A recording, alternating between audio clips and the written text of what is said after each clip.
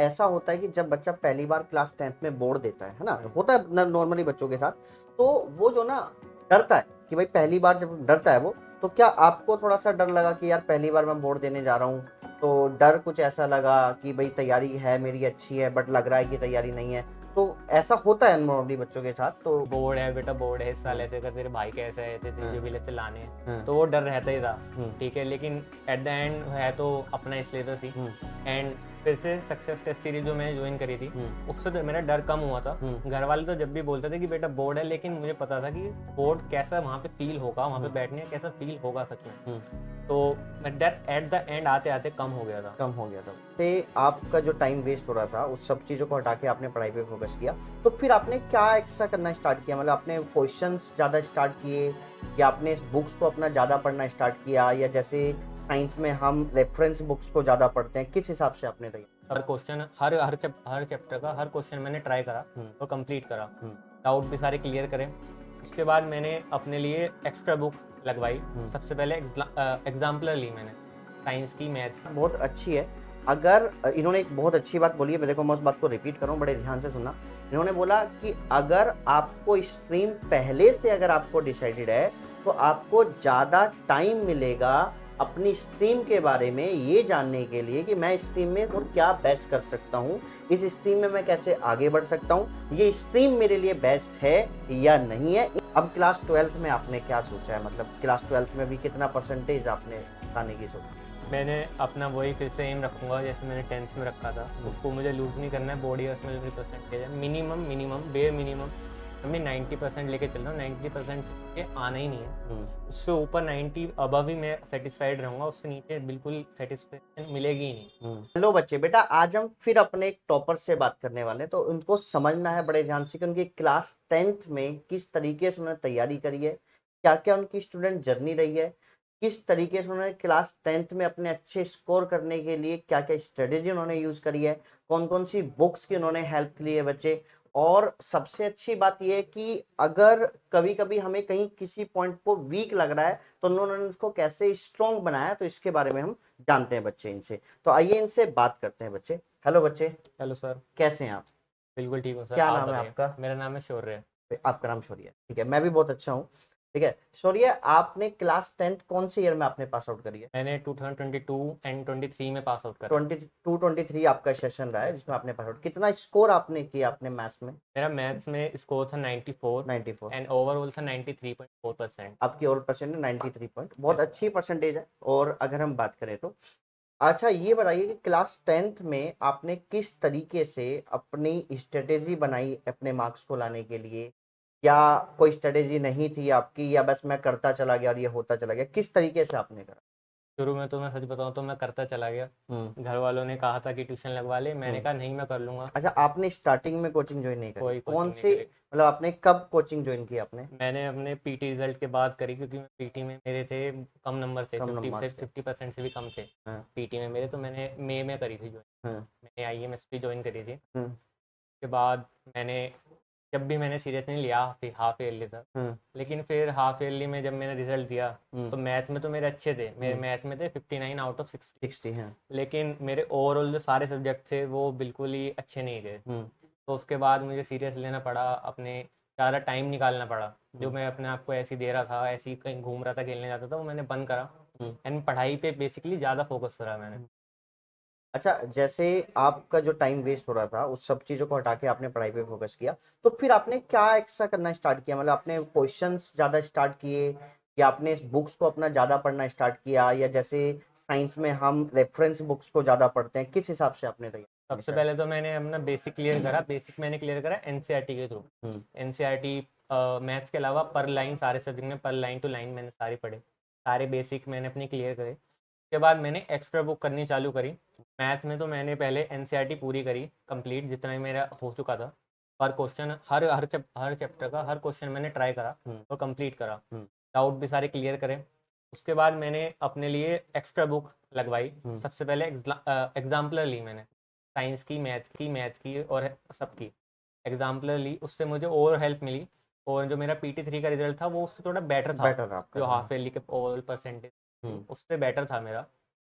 अच्छा, जो बुक्स आपने पढ़ी, ये बुक्स आपको किसी ने रेफरेंस करी गई थी, मतलब किसी टीचर ने आपको बताई, या आपको लगा कि भाई सब यही मार्केट में बुक्स आ रही हैं, इनको मैं यूज कर लेता हूँ? ये कैसे आपको पता चला कि मुझे यही बुक्स करनी चाहिए? मैथ और साइंस की तो मैं ट्यूशन जाता था, हम्म। एंड दूसरा सब्जेक्ट की मैं नहीं जाता था, तो वो मुझे यूट्यूब से देखनी पड़ी, गूगल से रिकमेंडेशन लेनी पड़ी हम्म। कि कौन सी बुक्स मैं यूज़ कर सकता हूँ। हम्म। और मैंने मैथ की तो आर डी शर्मा यूज़ करी, हम्म। रिनाउंड है, हम्म। तो वो यूज़ करी मैंने। हम्म। एम सी क्यू करी आर हम्म। डी शर्मा की, हम्म। तो उससे मुझे हेल्प मिली। हम्म। उसके बाद जब मैं प्री बोर्ड के पास आ गया, हम्म। तो फिर मैंने सैम्पल पेपर करने चालू कर दिया। आपने सैंपल पर चालू करने का? और हर सब्जेक्ट के, इंग्लिश हो गया, हिंदी हो गया, सब में मैंने सैम्पल पेपर की बुक ली, हम्म। रेफरेंस बुक ली सबकी। सबकी आपने यस। ली।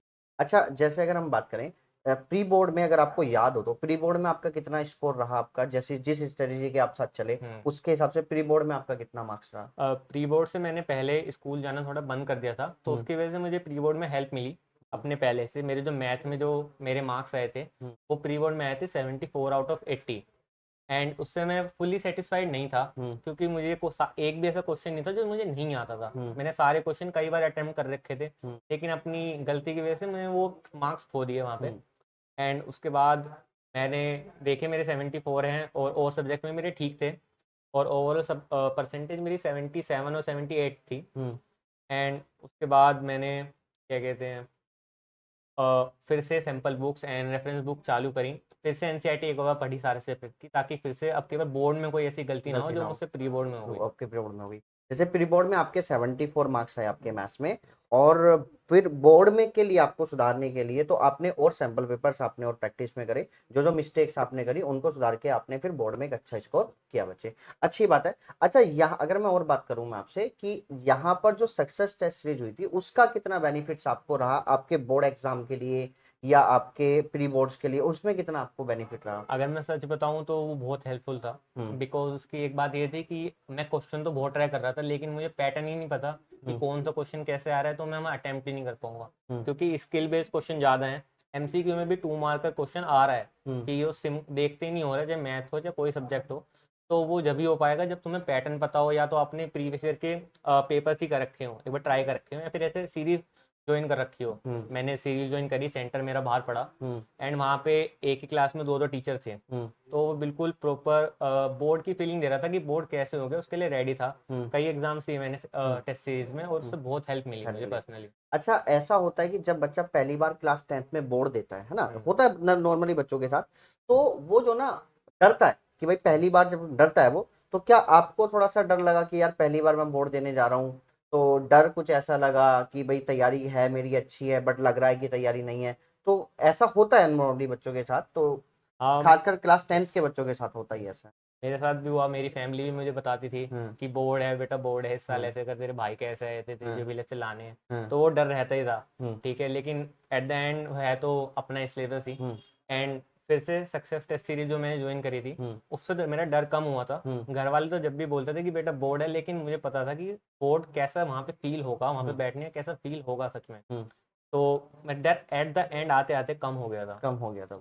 अच्छा, मतलब ऐसा भी होता है कि जैसे पहले पेपर में थोड़ा ज़्यादा होता है फिर दूसरे पेपर में कम हो जाता है, जब पहला पेपर हम देने जाते हैं, तो इसलिए सीबीएसई भी डेट शीट में ऐसा ही बनाने की कोशिश करते हैं कि पहला पेपर किसी आसान सब्जेक्ट का जाता है, इंग्लिश का रख दिया जाता है। वो इसलिए रखा जाता है कि ताकि बच्चा इतना प्रेशर ना ले और उसको वो आसानी से कर दे। चलो, अच्छी बात है। और इसके हिसाब से जिस स्टडी से आप चले उसके हिसाब से आपने 10th क्लास में भी काफ़ी अच्छा स्कोर आपने किया।